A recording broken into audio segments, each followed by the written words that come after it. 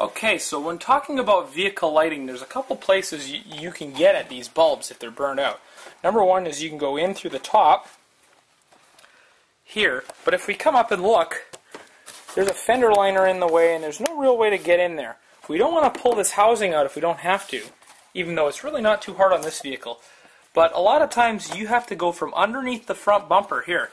So as you can see by my fog light here, I would have to go actually up in underneath it, all the way up here to pull the bulb out.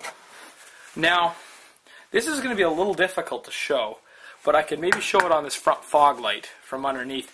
But you know what? It's up to you. If you want to get on your back and go underneath, that's fine. But the same basic principle applies.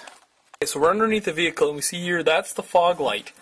Now, if we look further up, all the way up in here somewhere,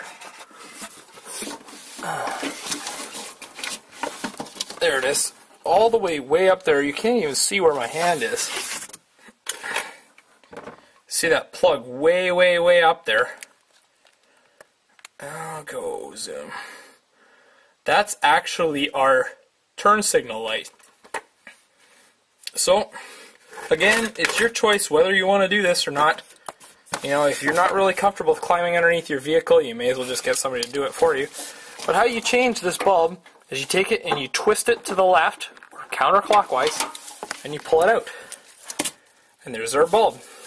Then to pull the bulb out, all we have to do is, in this style bulb, we just got to give it a good pull, just like that.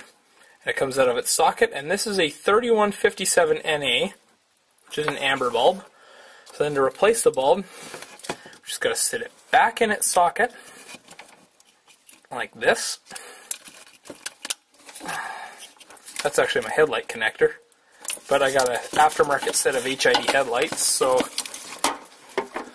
Okay, so what we need to do is we need to put this all the way up inside that hole, which you probably can't see with my hand in the way. Right there.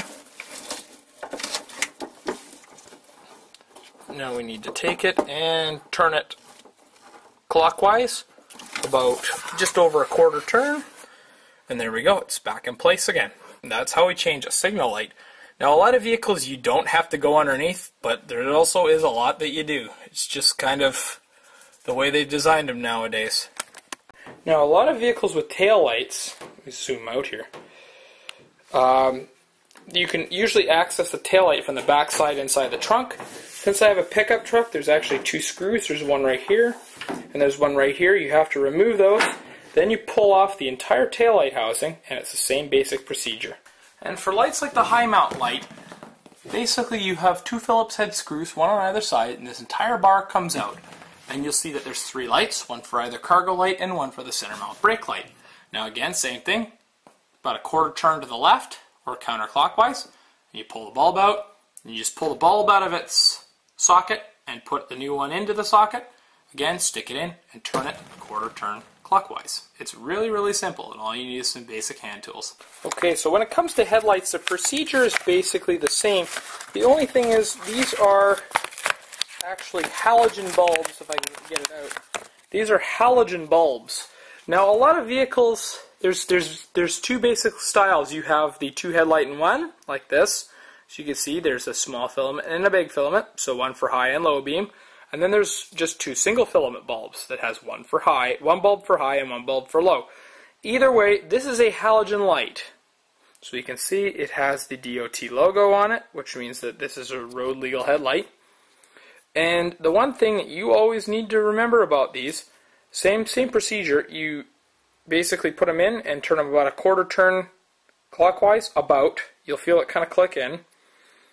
You put them in and you turn them about a quarter turn counterclockwise and pull them out to take them out.